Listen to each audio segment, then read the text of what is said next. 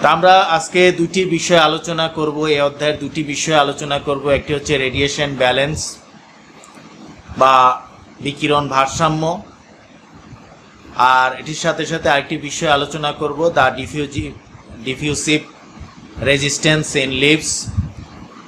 পাতার মধ্যে যে ব্যাপন প্রতিরোধ তৈরি হয় বা গ্যাসের বিভিন্ন ধরনের যে প্রবাহের প্রতিরোধ তৈরি হয়, সে বিষয়টিও আমরা এখানে আলোচনা করব, আমাদের আলোচনায় আসবে।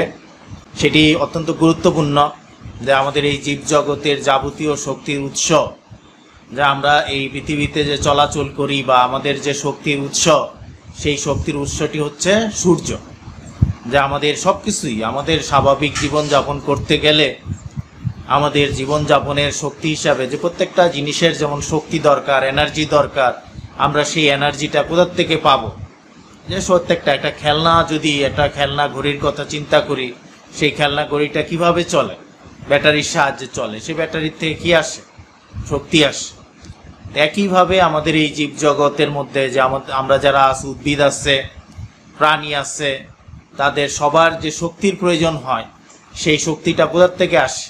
সৌরশক্তি থেকে আসে। তো এই জন্য এই সৌরশক্তি যে আমাদের উদ্ভিদ সালোক সংশ্লেষণ করবে বা সেই শক্তিটা সালোক সংশ্লেষণের মাধ্যমে যে খাদ্য তৈরি হবে, গ্লুকোজ তৈরি হবে, সেই উপাদানগুলা তৈরি হওয়ার পিছনে খুব গুরুত্বপূর্ণ একটা উপাদান হচ্ছে সৌরশক্তি। তো সেই সৌরশক্তিটা আমরা কোথা থেকে পাই? সূর্য থেকে পাই। এই রেডিয়েশন ব্যালেন্স বা বিকিরণ ভারসাম্য এই জন্য আমাদের কাছে খুবই গুরুত্বপূর্ণ যে আমাদের পৃথিবীতে যে সৌরশক্তি আসে বা সূর্যের আলো আসে, তার কতটুকু উদ্ভিদ পেয়ে থাকে, সে বিষয়টা যদি আমরা একটু খেয়াল করি। যে এই এখানে একটা আমরা টেবিল দেখতে পাচ্ছি, distribution of solar radiation energy on earth surface or biosphere, যে আমাদের এই জীবমণ্ডলের উপরে যে শক্তি আপতিত হচ্ছে, সূর্যের যে শক্তিটা আমাদের উপরে এসে পড়তেছে, বিকিরিত হচ্ছে, সেই শক্তিটা আমরা কতটুকু উদ্ভিদের উপরে আসে। আমরা এই টেবিলটা যদি বিশ্লেষণ করি, তা আমরা এখানে দেখি যে তার মধ্যে রিফ্লেকশন, যে সূর্যের আলোর রিফ্লেকশন বা প্রতিফলন পৃথিবী পৃষ্ঠে বা কোনো কিছুর উপরে পতিত হওয়ার পরে তার দেখা যায় যে 30%ই কি হয়ে যায়? রিফ্লেকশনের মাধ্যমে আবার মহাশূন্যের দিকে চলে যায়। ডিরেক্ট কনভার্সন টু হিট, যে আমাদের এই সৌরশক্তির একটা মেজরিটি অংশ, প্রায় বলা হয়েছে যে 46%, 46% আমরা দেখি যে সেটা আবার কি হচ্ছে? তাপ শক্তি হিসাবে পৃথিবীর থেকে হারিয়ে যাচ্ছে। অর্থাৎ অধিকাংশ 46%, মানে প্রায় অর্ধেকের কাছাকাছি শক্তি আমাদের কোনো কাজে আসতেছে না, সেটা তাপ শক্তি হিসাবে রূপান্তরিত হয়ে যাচ্ছে।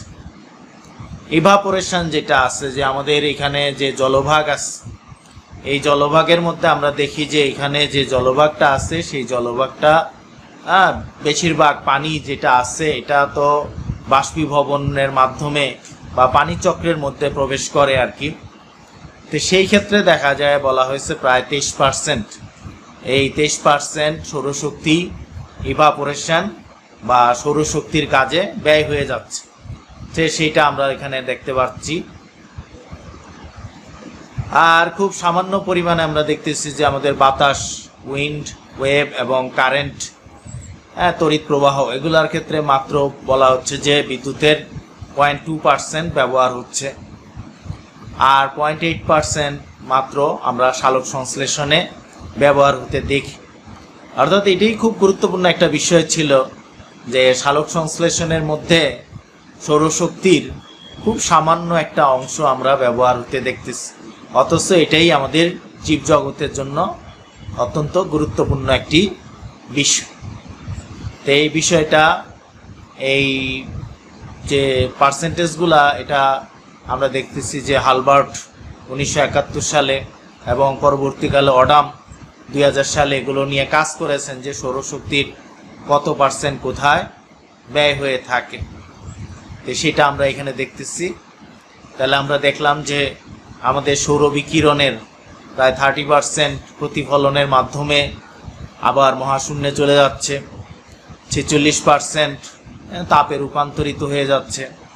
23% বাষ্পীভবনের মাধ্যমে পানি চক্রের মধ্যে প্রবেশ করে যাচ্ছে। তারপরে মাত্র 0.2% উইন্ড ওয়েভ বা কারেন্টের মাধ্যমে প্রবাহিত হচ্ছে।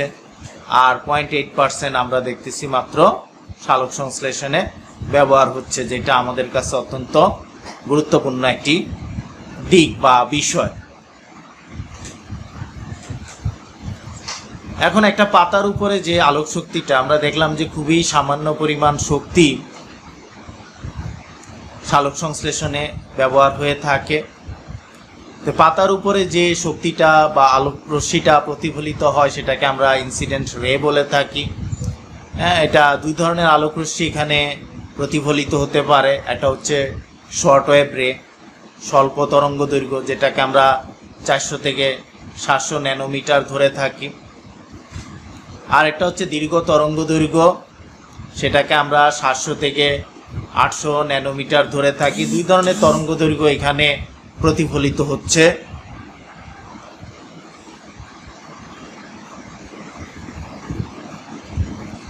এই দুই ধরনের তরঙ্গ দৈর্ঘ্যের মধ্যে আমরা দেখতেছি যে এদের মধ্যে একটা অংশ প্রতিফলনের মাধ্যমে পাতার উপরে পতিত। পাতাটা যত বেশি চকচকে হবে এখানে প্রতিফলনের হার তত বেশি হবে, সেটা খুব গুরুত্বপূর্ণ একটা বিষয়।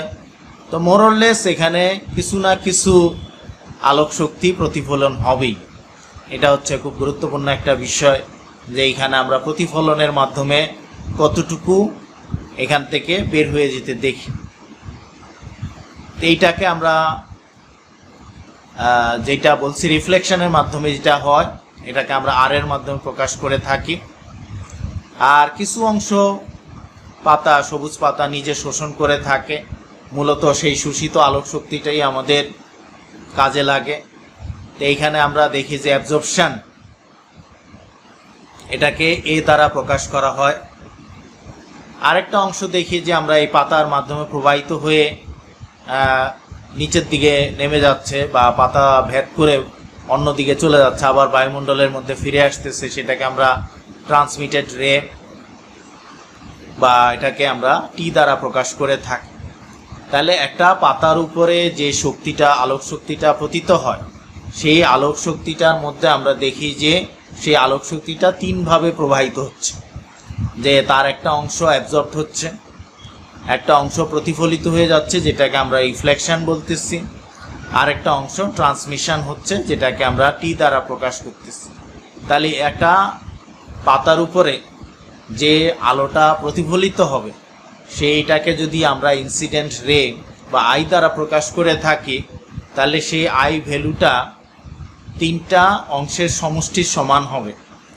এই তিনটার মধ্যে থাকবে এ হচ্ছে অ্যাবজর্পশন, আর হচ্ছে রিফ্লেকশন, এবং টি হচ্ছে ট্রান্সমিশন। অর্থাৎ এই তিনটা আলোর তিনটা পরিণতি বা তিনটা রূপান্তরের সমষ্টিটাকে আমরা আই হিসাবে বা ইনসিডেন্ট রে হিসাবে ব্যাখ্যা করি। তাহলে সেই বিষয়টাই আমরা এখানে দেখতেছি। এখন এই যে সোলার রেডিয়েশন, পাতার উপরে যে সৌর বিকিরণ হচ্ছে, এটা নিয়ে কাজ করেছেন সিরবা এবং ব্রিকবেক কাজ করেছেন। ওনারা 4টা প্রজাতির উপরে কাজ করেছেন। এখানে আমরা 4টা প্রজাতির নাম দেখতে পাচ্ছি টেবিলের মধ্যে: পপুলাস এলবা, পাইনাস স্ট্রোবাস, কুয়েরকাস রুব্রা, বেটুলা এলবা। এখানে আমরা দেখি যে প্রত্যেকটা পাতার ক্ষেত্রে আবার উপরের পৃষ্ঠ নিচের পৃষ্ঠ রয়েছে, যে সেই ক্ষেত্রে এখানে আবার ভিন্নতা আমরা দেখতে পাচ্ছি। যে পপুলাস এলবার ক্ষেত্রে যদি আমরা দেখি, সেটার আপার সারফেস অফ লিপ অর্থাৎ পাতার উপরি পৃষ্ঠে রিফ্লেকশন হচ্ছে 28%, ট্রান্সমিশন হচ্ছে 18% এবং অ্যাবজর্পশন হচ্ছে 54%। আবার পপুলাস এলবার যদি পাতার নিচের পৃষ্ঠটা আমরা দেখি, তাহলে পাতার নিচের পৃষ্ঠে রিফ্লেকশন হচ্ছে 44%, ট্রান্সমিশন 18%, অ্যাবজর্পশন হচ্ছে 38%। একইভাবে আমরা যদি পাইনাস স্টোবাসের বেলায় দেখি, তাহলে পাইনাস স্টোবাসে আবার এগুলোর পাতা হচ্ছে সূচাকার, যার কারণে এখানে শুধু উপরের পৃষ্ঠের হিসাবটাই আমরা দেখতে পাচ্ছি যে এখানে রিফ্লেকশন হচ্ছে 11%, ট্রান্সমিশন 0%, অ্যাবজর্পশন হচ্ছে 89%। কুইরকাস রুব্রার ক্ষেত্রে আমরা দেখি যে রিফ্লেকশন 27%, ট্রান্সমিশন 24%, অ্যাবজর্পশন হচ্ছে 49%। আবার নিচের পৃষ্ঠে যদি আমরা যাই তাহলে সেক্ষেত্রে আমরা দেখি রিফ্লেকশন 29, ট্রান্সমিশন 25%, অ্যাবজর্পশন 46%। বেটুলা এলবার ক্ষেত্রে আমরা দেখি যে পাতার উপরি পৃষ্ঠে রিফ্লেকশন 30%, ট্রান্সমিশন 22%, অ্যাবজর্পশন 48%। আবার বেটুলা এলবার পাতার নিচের পৃষ্ঠে যেটা দেখা যায় যে রিফ্লেকশন 33%, ট্রান্সমিশন 24%, অ্যাবজর্পশন হচ্ছে 43%। তাহলে আমরা এখানে 4টা উদ্ভিদের বা 4টা প্রজাতির পাতার মধ্যে কি ধরনের রিফ্লেকশন, ট্রান্সমিশন এবং অ্যাবজর্পশন ঘটে সেটাও আমরা দেখতে পাচ্ছি। এবং পাশাপাশি আরেকটা জিনিস আমরা এখানে দেখলাম, সেটা হচ্ছে যে উপরের পৃষ্ঠ এবং নিচের পৃষ্ঠের মধ্যে কিছুটা তারতম্য রয়েছে।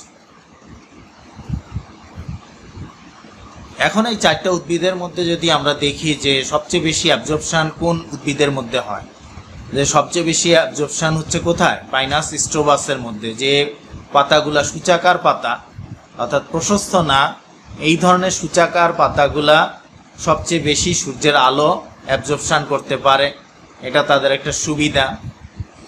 অপরদিকে আমরা দেখি যে বেটুলা এলবার ক্ষেত্রে তারা 50%-এর কম শোষণ করতে পারে। মোরলেস যাদের পাতা প্রশস্ত, চওড়া পাতা, এই ধরনের উদ্ভিদগুলোর ক্ষেত্রে আমরা দেখি যে চওড়া পাতার ক্ষেত্রে অ্যাবজর্পশনটা 50%-এর মতো হয়ে যায়। আবার নিচের পৃষ্ঠ যদি হয় তাহলে সেখানে খুবই কম, যেমন পপুলাস এলবার ক্ষেত্রে আমরা দেখি যে পপুলাস এলবার উপরের পৃষ্ঠটা প্রায় 54% অ্যাবজর্পশন করে, অথচ নিচের পৃষ্ঠটা মাত্র 38% অ্যাবজর্পশন করতে পারতেছে। তাহলে এটা একটা বিশাল আমরা ব্যবধান লক্ষ্য করি এখানে, যে এই ব্যবধানের কারণে দেখা যায় যে উপর এবং নিচের পৃষ্ঠের মধ্যে অ্যাবজর্পশন, রিফ্লেকশন বা ট্রান্সমিশনের মধ্যে বেশ তারতম্য লক্ষ্য করা যায়। আবার এখানে আমরা আরেকটা জিনিস লক্ষ্য করলাম যে পাতার আকৃতি, যে সূচাকার পাতা যদি হয় তাহলে তারা অবশ্যই কি করতে পারবে? ভালোভাবে অ্যাবজর্পশন করতে পারবে। আর যদি পাতা খুব প্রশস্ত হয়, চওড়া হয়, তাহলে সেই ক্ষেত্রে অ্যাবজর্পশন ক্যাপাসিটি অনেক কমে আসে, 50%-এর মতো অ্যাবজর্পশন কমে যায়।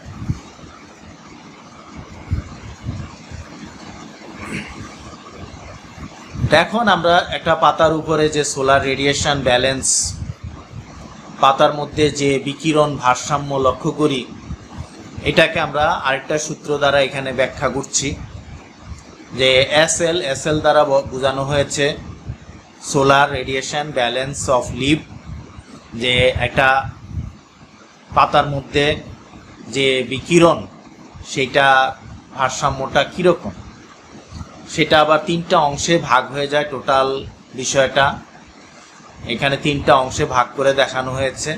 একটা হচ্ছে এল, আরেকটা হচ্ছে ইএল, আরেকটা হচ্ছে সিএল।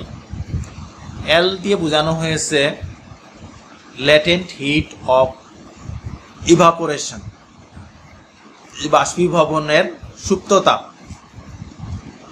অর্থাৎ যে এখানে নির্দিষ্ট পরিমাণ যে পানি, সেই পানিটা জলীয় বাষ্পে পরিণত হতে যে তাপমাত্রার প্রয়োজন হয়, নির্দিষ্ট তাপমাত্রার প্রয়োজন হয়, সেটাকে আমরা সুপ্ত তাপ বলে থাকি।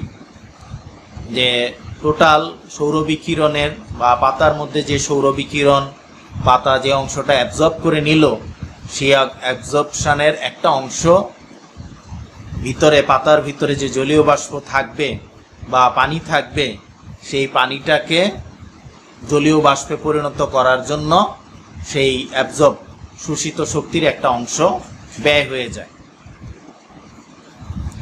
দ্বিতীয় যে বিষয়টা আছে ইএল, রেট অফ ইভাপোরেশন অথবা ট্রান্সপিরেশন অফ লিভ, যে পাতার মধ্যে যে বাষ্পীভবন ঘটতেছে সেই বাষ্পীভবনের হারটা এটা এখানে আসবে গুরুত্বপূর্ণ, যে কি পরিমাণ বাষ্পীভবনের হার যে পাতার মধ্যে, এটা সাধারণত তাপমাত্রার উপরে নির্ভর করে, আলোর উপরে নির্ভর করে, এগুলোর আলোর মাত্রা কীরকম আছে, তাপমাত্রা কীরকম আছে, সব মিলিয়ে আমরা দেখি যে এই বিষয়টা খুব গুরুত্বপূর্ণ, যে রেট অফ ইভাপোরেশন এটা খুব গুরুত্বপূর্ণ একটা অংশ, যে শোষিত তাপের একটা অংশ এইভাবে ব্যয় হয়ে যাচ্ছে।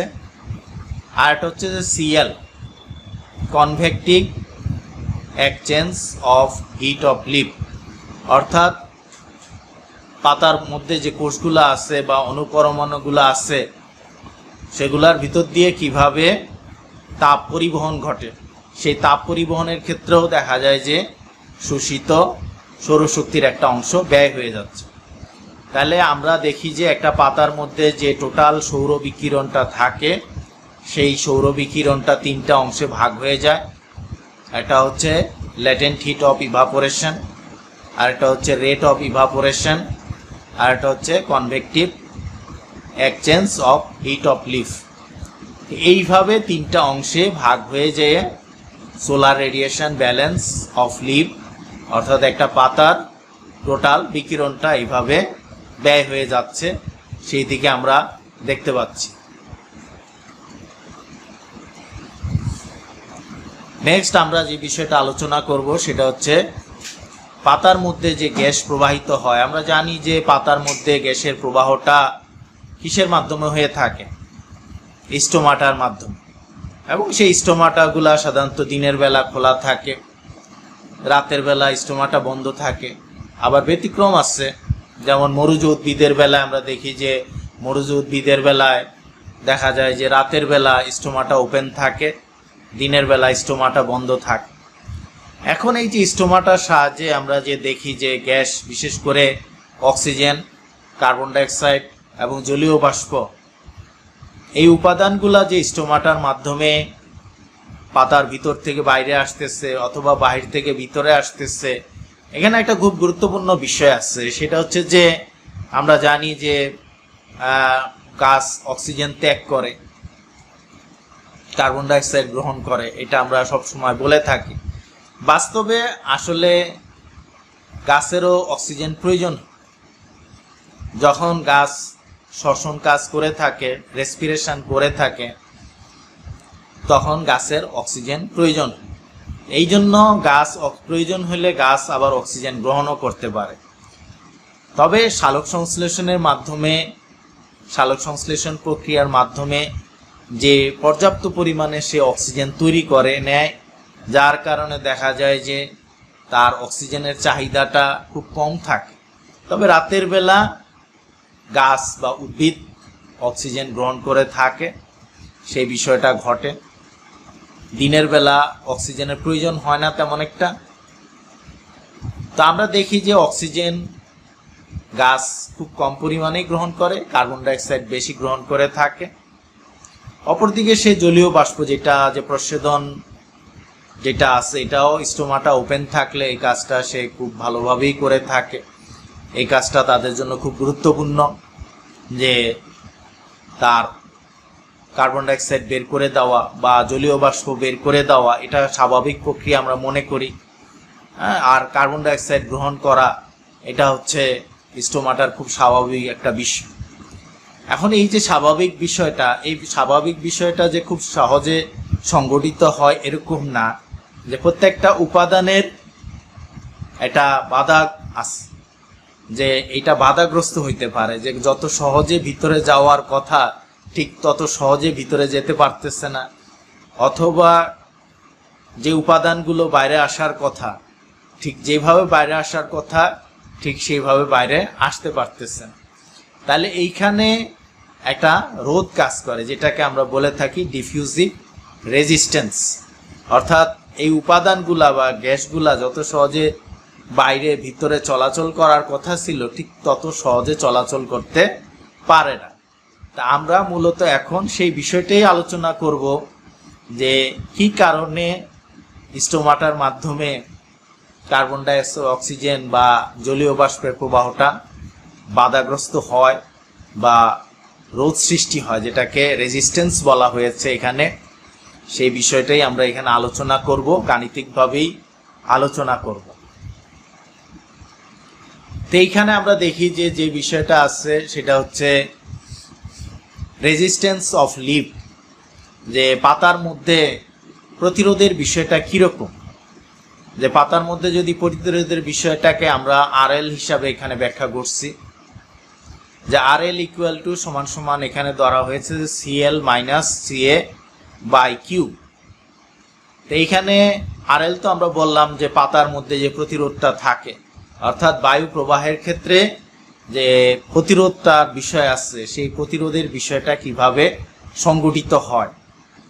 তো সেখানে আমরা এখানে বলছি যে তার মোটামুটি সমানুপাতিক বিষয় হচ্ছে যে CL, concentration of gases of leaf, অর্থাৎ পাতার মধ্যে কি পরিমাণ গ্যাসের ঘনত্ব রয়েছে।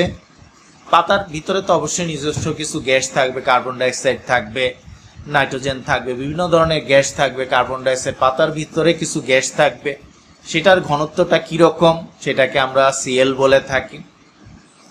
আর এটা হচ্ছে যে সিএ, কনসেন্ট্রেশন অফ এয়ার, যে পাতার বাইরের যে বায়ুমণ্ডল আছে সেই বায়ুমণ্ডলের মধ্যে অক্সিজেন, কার্বন ডাইঅক্সাইড এগুলোর ঘনত্ব কীরকম আছে সেটার উপরে নির্ভরশীল অবশ্যই।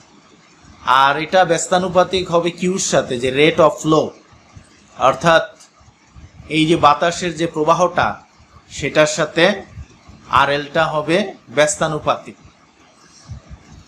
এইটা দেখা গেছে যে ব্যস্তানুপাতিক যে বিপরীত, যে রেট অফ ফ্লো যদি বেড়ে যায় তাহলে রেজিস্ট্যান্স অফ লিভ কমে যাবে, আবার রেট অফ ফ্লো যদি কমে যায় তাহলে রেজিস্ট্যান্স অফ লিভ বেড়ে যাবে। এটা সম্পর্কটা হবে ব্যস্তানুপাতিক বা বিপরীত অনুপাতিক। আর এখানে অবশ্যই তারতম্যটা খুব গুরুত্বপূর্ণ, যে দুইটার মধ্যে যে পাতার ভিতরের বাতাসের ঘনত্ব কীরকম এবং বায়ুমণ্ডলের মধ্যে যে ঘনত্বটা আছে সেটা কীরকম, দুইটার মধ্যে যে তারতম্যটা থাকে সেই তারতম্যটা খুব গুরুত্বপূর্ণ এখানে, যে এই তারতম্যের পার্থক্যটার সাথে আরএলটা হবে সমানুপাতিক, অর্থাৎ যত কাছাকাছি হবে ঘনত্ব, দুইটার ঘনত্ব যত কম থাকবে তত সেটা রেজিস্ট্যান্সটা কমে আসতে থাকবে। আর পার্থক্য, দুইটার মধ্যে ঘনত্বের পার্থক্য যত বেশি হবে তত রেজিস্ট্যান্স বেশি হবে। এটা হচ্ছে বিষয়টা।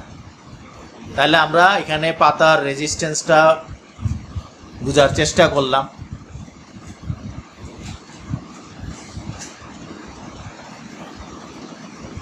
এখানে আমরা আরেকটা বিষয় দেখি, সেটা হচ্ছে যে রেজিস্ট্যান্স যেটা আছে, এই রেজিস্ট্যান্সটা, রেজিস্ট্যান্স অফ লিভ, এটাকে আমরা চারটা অংশে ভাগ করে নিতে পারি।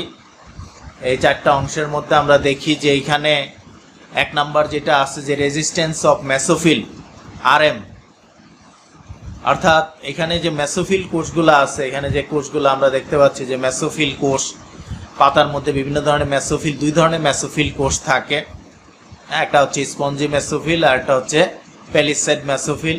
এই কোষগুলা বায়ু প্রবাহকে বাধা দিয়ে থাকে। এই মেসোফিল কোষের মাধ্যমে যে রোধটা তৈরি হয়, বাধা সৃষ্টি হয়, সেটাকে আমরা আরএম বলে থাকি। রেজিস্ট্যান্স অফ এক্সটার্নাল এয়ার, বাইরের যে বাতাসটা থাকে সেই বাতাসের মাধ্যমে যে প্রতিরোধটা তৈরি হয় সেটাকে আমরা সংক্ষেপে আরএ বলে থাকি। রেজিস্ট্যান্স অফ কিউটিকল, অর্থাৎ পাতার মধ্যে যে কিউটিকলটা থাকে সেই কিউটিকলও এখানে একটা ধরনের প্রতিরোধ তৈরি করতে পারে, তো সেটাকে আমরা রেজিস্ট্যান্স অফ কিউটিকল বলে থাকি। রেজিস্ট্যান্স অফ স্টোমাটা, যে আরএস, যে স্টোমাটা যেটা আছে সেটা কি পরিমাণ প্রতিরোধ তৈরি করতে পারে সেটাও একটা বিষয় আছে। অর্থাৎ পাতার মধ্যে চার ধরনের রেজিস্ট্যান্স কাজ করে। এই চার ধরনের রেজিস্ট্যান্সের মধ্যে আমরা একটা বলছি মেসোফিল, মেসোফিল কোষের মাধ্যমে যে বাধাটা সৃষ্টি হয় সেটাকে আমরা রেজিস্ট্যান্স অফ মেসোফিল বলে থাকি। বাতাসের ক্ষেত্রে বাইরের যে বাতাসটা আছে সেই বাতাসটা যে বাধাটা সৃষ্টি করে সেটাকে আমরা রেজিস্ট্যান্স অফ এক্সটার্নাল এয়ার হিসাবে ব্যাখ্যা করি আরএ। কিউটিকল যেটা আছে, কিউটিকল যত বেশি হবে, কিউটিকলটা হচ্ছে পাতার উপর একটা অনেকটা কিসের মতো, চকচকে আবরণের মতো। এই চকচকে আবরণটা যত বেশি মোটা হবে তত বেশি রেজিস্ট্যান্স এখানে বেশি হবে।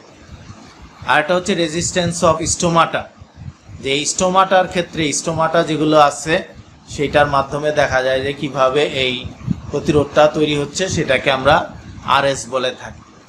তাহলে এইভাবে আমরা দেখি যে চারভাবে পাতার রেজিস্ট্যান্সটাকে আমরা চারটা অংশে এইভাবে ভাগ করে নিতে পারি। এইভাবে দেখা যায় যে সেটা পাতার মধ্যে চার ধরনের রেজিস্ট্যান্স বা রোধ সৃষ্টি হয়ে থাকে। এবং আমরা এখানে যে চিত্রটা পাশে দেখতে পাচ্ছি সেই চিত্রের মধ্যে ওই অংশগুলো দেখতে পাচ্ছি যে মেসোফিল কোষ। এবং মেসোফিল কোষ আমি কয় ধরনের বলেছিলাম? দুই ধরনের বলেছিলাম, যে গোলাকার মেসোফিল আর লম্বা লম্বা যেগুলো আছে এগুলো হচ্ছে পেলিসেড মেসোফিল। এবং পেলিসেড মেসোফিলগুলোর মাঝখানে কোনো গ্যাপ থাকে না, যার কারণে সেখানকার বায়ু প্রবাহটা অত্যন্ত কঠোর। আর স্পঞ্জি মেসোফিল যেগুলো আছে সেগুলো গোলাকার থাকার কারণে মাঝখানে প্রচুর গ্যাপ থাকে। সেই গ্যাপগুলো থাকার কারণে সেখানে বাতাস খুব সুন্দরভাবে চলাচল করতে পারে। তো সেই বিষয়টা আমরা এখানে দেখি যে এখানে স্পঞ্জি মেসোফিলগুলার প্রতিরোধটা খুব কম, পেলিসেড মেসোফিলের প্রতিরোধটা আবার বেশি থাকবে। আর কিউটিকলটাও বলেছিলাম যে কিউটিকল খুব গুরুত্বপূর্ণ, সেটার কারণেও দেখা যায় যে বাইরে এবং ভিতরের বাতাসের মধ্যে আমরা বেশ একটা প্রতিরোধ দেখতে পাই। তো এইখানে আমরা দেখি যে electrical analog of resistance in a leaf, এই যে আমরা চার ধরনের রেজিস্ট্যান্সের কথা বলেছি, এই চার ধরনের রেজিস্ট্যান্সের মধ্যে আমরা দেখি যে প্রথম যে বিষয়টা আছে এইখানে এই চার ধরনের রেজিস্ট্যান্সের মধ্যে আমরা দেখি প্রথম যেটা আর এ, যে আমরা প্রথম যে রেজিস্ট্যান্সটা অর্থাৎ এক্সটার্নাল এয়ারের মধ্যে বা বাতাসের মধ্যে যে রেজিস্ট্যান্সটা, বাইরের বাতাসটা তার ভিতরে প্রবেশ করবে, সেই প্রবেশ করার সময় যে বাধাটা সৃষ্টি হয় সেটাকে আমরা প্রথম এখানে আর এ বলে থাকি। আর এটা এখানে কাজ করতেছে। তারপরে পাতার ভিতরে প্রবেশ করার পরে এখানে দেখা যায় যে দুই ধরনের বিষয় আসতেছে, একটা হচ্ছে আরএস স্টোমাটাল রেজিস্ট্যান্স, আর একটা হচ্ছে আরসি কিউটিকুলার রেজিস্ট্যান্স। এখানে দুই ধরনের রেজিস্ট্যান্স আমরা দেখতে পাচ্ছি। এটা কোথায় কাজ করে? পাতার ভিতরে এখানে কাজ করতেছে।